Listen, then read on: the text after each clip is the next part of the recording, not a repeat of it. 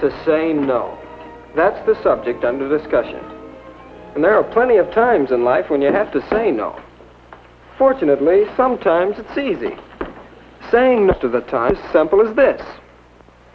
No. Well, thanks for asking me, but no. Yes, sometimes just plain no is best. But sometimes such a direct no would offend people, cause you to lose your friends, make you seem to disapprove of them. And if you just take a subscription for only 1 year, I can get that bicycle. Well, new suit, new hat, new gloves. Do you like them? Well, we're through with that guy. Yeah. Too chicken to pick up some dames with us. You're coming, aren't you, Johnny? Well, how can you say no and still keep your friends? Now, that's quite a problem sometimes. Well, let's sit in on a discussion of that problem. Come in. Here are some of my friends. I think you'll find they have helpful opinions. I'd like to present Marty and Lucy, Nora, and Howie. Hi, gang. Oh, and I'm Bill. Well, we're going to discuss saying no and still keeping your friends. But you'll see better what we mean if we get right to our examples. Marty, I believe you had an incident you wanted us to discuss. Well, Go ahead. Well, the fellows and I often stop somewhere for a snack after a game or after practice. It's usually just an ordinary place where you can get a good sandwich. But sometimes the fellows pick a tavern. And then... No service here. Well, how about it? Let's have a drink. A drink? Sure, swell idea. Well, I dare you. What do you mean, dare? A drink never hurt anybody, eh, Marty? Well, Up, boy. I'll have a beer. Me too. Beer? Huh. Scotch and soda for us, eh, Marty? well, that's the situation. What can I say? 'Cause, well, I want to get along well with those fellows on the team. I don't want them to think I'm a drip. Well, couldn't you just tell them you're in training? Well, those fellows are supposed to be in training, too. Well, that makes it harder. No wonder we lost so many games. I'll bet they really feel a little guilty themselves if they're in training. Why couldn't you just order something else? Maybe. How? What would I say? Well, just whatever you would say anyway, if you were ordering. Don't you think that he should be direct? Sure. Yeah, I think so. Without making any fuss about it. Just order what you want. Well, let's see. How would that go? Scotch and soda for us, eh, Marty? I'll take a double hamburger with French fries. No drink? No, I'm hungry. Yeah, I think that might work. You know, I'll try it next time. I don't think it'll work at all. Not if the boys are at all insistent. Maybe they'll let it go at that, but there are a lot of kids who won't give in so easily. Let me tell you, happens all the time at pajama parties, for example. We get all settled down and the hostess mother's safely out of the way, and then...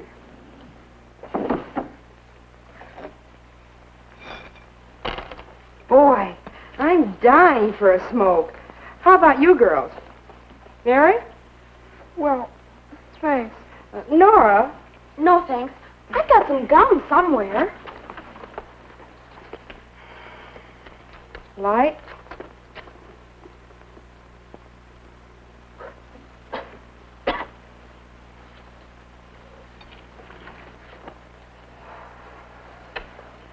Sure you won't, Nora? No, thanks, really. I'd rather have the gum. Oh, come on, Nora. Be a good sport. Yes, try it. Just this once. Here, take a puff on mine. See what I mean? No just doesn't mean no to some people. Well, I don't think she's very much of a hostess. If she forces things on you like that. Well, there's some consolation in that. But seriously, I can't give up a friend just because of one little fault like that. How can I say no and really make it stick? Why don't you try some parlor tricks? You can always distract attention with a good card trick. Here, Oh, take card, Howie. take card, take card. Come on. You're the one that's distracting now. No, wait. Distraction is an answer. Oh, I don't mean card tricks, but you can say no and change the subject. Bring up the latest gossip. Sure, maybe. Could be. You see? Oh, Howie. Well, let's see how that might work. Here, take a puff on mine. No thanks, Rose. Oh, go ahead.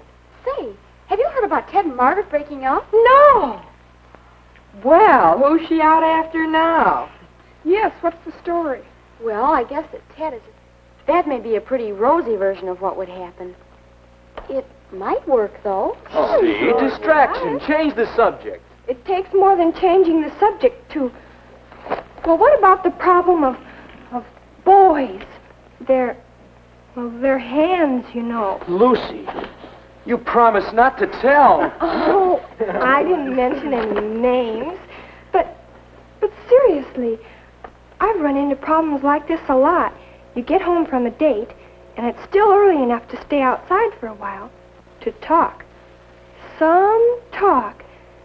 It's a funny thing.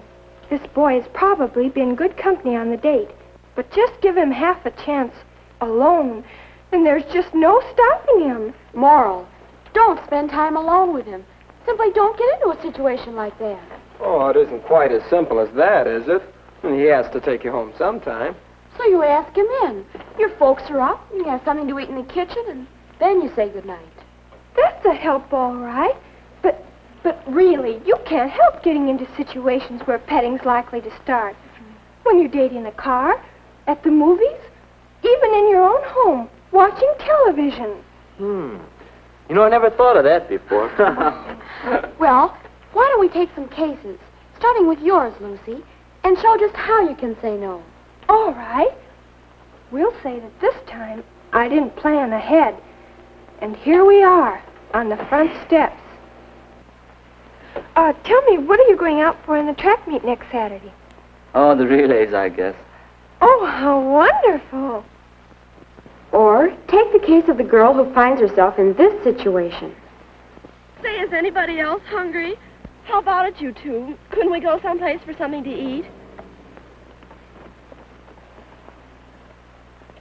Just a minute. I'm not sure those are very good examples. That poor guy in the front seat of the car sure was mad. And the other But, guy... Bill, it's not easy, you know. Why, you have to have a whole bag full of tricks to handle situations because each one is different. That's right. And fellas react differently. Seriously, You? Serious? you girls seem to think it's always the boy who starts things. Oh, naturally. Oh, no, Lucy. Sometimes we're partly to blame. We invite a little attention. Goes on, and then it's hard to stop. There are times when it's up to the boy to say no. Some fellows seem to think that petting's, well, the thing to do. And some girls think that they have to permit it for date insurance. Well, each of us has to set his own standards, I guess. Yes, but those standards vary with a lot of things.